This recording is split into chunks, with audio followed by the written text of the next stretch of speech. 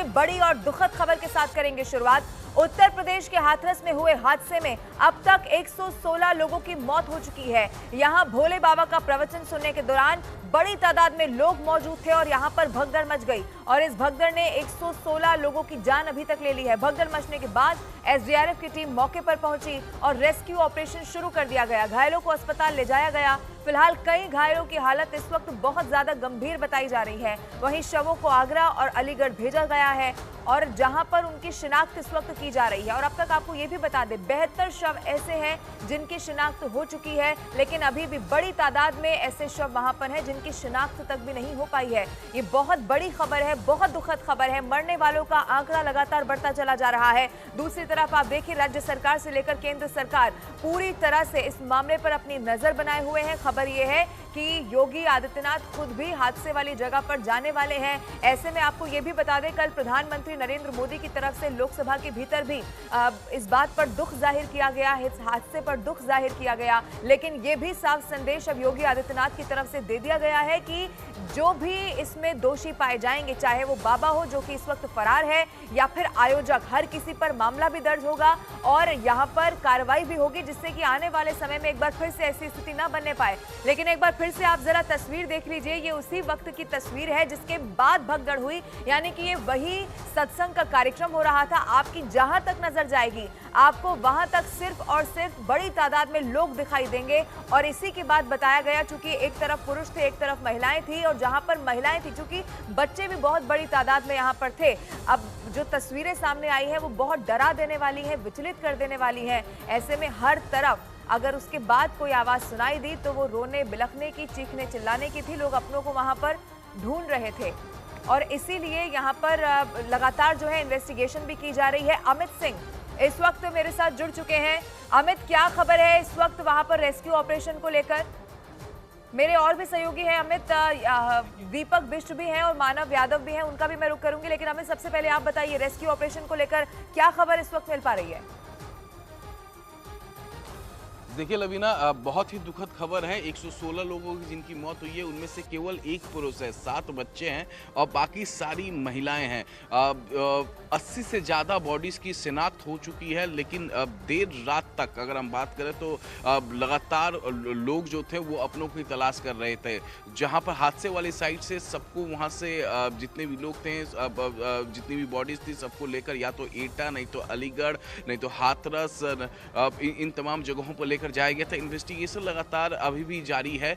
मौके पर वरिष्ठ पुलिस अधिकारी हैं, एडीजी जोन आगरा जो हैं वो लगातार पूछताछ कर रहे हैं। और इसके अलावा मुख्यमंत्री योगी आदित्यनाथ ने 3 मंत्रियों को हाथरस भेजा था, उसमें से असीम अरुण लगातार मॉर्चरी से लेकर जहां पर घायल हैं लोग, श्रद्धालु वहां पर पहुंचे थे, वहां पर लोगों से बातचीत कर रहे थे, किसको क्या तकलीफ है, किसकी शिनाख्त हो पाई है, किसकी नहीं हो पाई है। तो वो लगातार बातचीत का दौर जारी है। तो दूसरी तरफ अगर बाबा की हम कुंडली, भोले बाबा की कुंडली की बात करें तो भोले बाबा पर अभी तक फिलहाल यौन शोषण के अलावा 5 धाराओं में, मुख्य गंभीर धाराओं में उनके खिलाफ मुकदमा दर्ज है। 28 साल पहले वो head constable, Uttar Pradesh police में ही हेड कांस्टेबल के पोस्ट पर तैनात थे, लेकिन पुलिस के दौरान ही, नौकरी के दौरान ही यौन शोषण का आरोप लगा। फिर उन्हें पुलिस से बर्खास्त कर दिया गया, नौकरी से बर्खास्त कर दिया गया, जिसके बाद वो अपना नाम बदलकर बाबा बन गए। और स्थिति उनकी कई तस्वीरें निकलकर सामने आई है, फर्रुखाबाद और तमाम जगहों पर किस तरीके से वो अपना सत्संग करते हैं। कई जगहों तो बिना पुलिस के परमिशन के, बिना प्रशासन के परमिशन के ऐसी जानकारी आ रही है कि उन्होंने सत्संग किया है। बहरहाल काफ़ी ज़्यादा तादाद, 50,000 से ज़्यादा तादाद में हाथरस में श्रद्धालु इकट्ठा हो गए थे। इस बारे में इन्वेस्टिगेशन लगातार चल रही है और जिस वक्त ये हादसा हुआ है उस वक्त सीओ और सीओ रैंक के अधिकारी उस स्पॉट पे मौजूद थे, एसडीएम रैंक के अधिकारी स्पॉट पे मौजूद थे। हादसे के दौरान जाहिर तौर पे जो एफआईआर लिखी जाएगी वो सीओ और एसडीएम के हवाले से ही लिखी जाएगी। और इस बात का अंदाजा इससे भी लगाया जा सकता है कि दोषियों पर सख्त कार्रवाई होगी और ये सीधा यहाँ पर मैसेज देने की कोशिश भी की गई है योगी आदित्यनाथ की तरफ से और कड़े निर्देश भी जारी कर दिए गए हैं। दीपक मानव, आप बने रहिए मेरे साथ, मैं लौटूंगी आपके पास। लेकिन इसी से जुड़ी हुई एक और अहम खबर दर्शकों को बता दूं, हाथरस में सत्संग के दौरान हुए हादसे के बाद से बाबा की तलाश अब लगातार जारी है। पुलिस की कई ऐसी टीमें हैं जो बाबा की तलाश में जुटी हुई हैं। हाथरस से लेकर मैनपुरी तक नारायण, साकार, हरि की तलाश में इस वक्त पुलिस जुटी हुई है। मैनपुरी में भी पुलिस की टीम ने बाबा के आश्रम में तलाशी ली है, लेकिन बाबा वहां पर नहीं मिले हैं।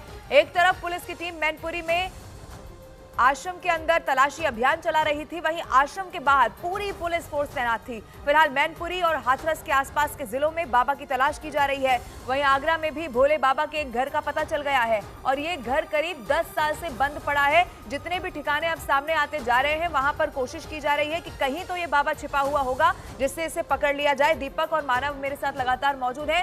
दीपक, देखिए ये बहुत बड़ी खबर है। अब ऐसे में ये भी समझना होगा कि जो बाबा की कुंडली निकल कर सामने आई है तो विवादों से बहुत पुराना नाता इस बाबा का रहा है। इस वक्त वो कहाँ है, कितनी जल्दी पुलिस की पकड़ में आएगा, ये कोई नहीं जानता, लेकिन अलग अलग जगहों पर छापेमारी इस वक्त की जा रही है। लेकिन अभी भी बहुत सारे ऐसे लोग हैं जिनकी शिनाख्त तक नहीं हो पाई है। कासगंज से क्या अपडेट है आपके पास, क्योंकि लगातार लोगों की शिनाख्त करने की वहां पर भी कोशिश की जा रही है? दीपक, देखिए बिल्कुल कासगंज का जो यहाँ पर हम जिस जगह पर हैं ये एक गांव है और ये बाबा की जन्मस्थली कहा जाता है और सूरजपाल उर्फ बाबा जिन्हें कहा जाता है वो आश्रम पर इस वक्त न्यूज़ 18 इंडिया की टीम पहुंची है। एक्सक्लूसिव तस्वीरें हम दिखा रहे हैं क्योंकि ये वो आश्रम है जो सबसे पहले चर्चा में आया था। इसी जगह पर आज भले ही यहाँ पर जो डिवोटी हैं, जो अनुयायी हैं बाबा के, वो ये कहते हैं कि यहाँ पर कई सालों से बाबा नहीं आते हैं और सिर्फ ये आश्रम चल रहा है बतौर एक ट्रस्ट के रूप में। और न्यूज़ 18 इंडिया यहाँ पर एक्सक्लूसिव आपको तस्वीरें दिखा रहा है इसलिए क्योंकि बाबा की इसे जन्मस्थली कहा जाता है। इसके अलावा जो कासगंज का ये गाँव है यहाँ पर ख़ास तौर से डिवोटी जो अनुयायी हैं लगातार आते हैं। अभी आपको खाली दिख रहा है लेकिन अभी यहाँ पर 20-30 ऐसे अनुयायी थे जो यहाँ पर रुके थे, जिनसे हमने पूछा था कि आप इस इलाके में अकेले आए हों और कई लोग भी यहाँ पर हैं। उनसे मैं एक बार पूछना चाहूँगा, आप लोग कब से यहाँ पर आ रहे हैं? यहाँ पर आते जाते रहते हैं, जो महापुरुष जो आते हैं मत्था टेकते हैं चले जाते हैं। अच्छा, यहाँ पर कोई कुछ नहीं है, खाली हाथ जोड़े और चले जाते हैं। सूरजपाल बाबा को भी आप मिले हैं? वो तो बहुत पहले आते थे, अब नहीं आते। कितने साल से यहाँ पर नहीं आ रहे? 10-12 साल हो गई। ये तो उनकी जन्मस्थली वाला आश्रम है, बिल्कुल हाँ, सबसे पहला आश्रम यही है। हाँ, ये है। तो इस आश्रम में आप क्यों नहीं आते हैं? वो तो वो जाने, हम क्या जाने। आपको पता है कल क्या हुआ है वहाँ पर हाथरस में? नहीं, हमें क्या मालूम। आपको हाथरस की जानकारी नहीं है? नहीं, हमें नहीं मालूम। किसी ने भी नहीं बताया आश्रम में? नहीं, हमें कौन बताएगा। वहाँ पर कई लोगों की आ दर्दनाक रही मौत हुई है। हम पे तो छोटा मोबाइल है, बड़े मोबाइल पे बाबा का सत्संग हुआ था, वहाँ पर कई लोगों की दर्दनाक मौत हुई है। पता नहीं। आप लोगों को जानकारी नहीं। देखिए आश्रम के लोगों को जानकारी नहीं है, लेकिन ये बताइए कि ये जन्मस्थली है, कितने बड़े एरिया में ये पूरा आश्रम? ये आपको दिख रहा है, ये है और ये सामने दिख रहा है। जब बाबा यहाँ सत्संग करने नहीं आते तो कौन आता है यहाँ पर? यहाँ पर जो आते हैं, जो महापुरुष इनकी जो श्रद्धालु हैं वो मत्था टेकने आते हैं। बाहर मतलब ताले लगे रहते हैं, बाहर से ही मत्था टेक के चले जाते हैं। और बाबा कभी नहीं आते? नहीं।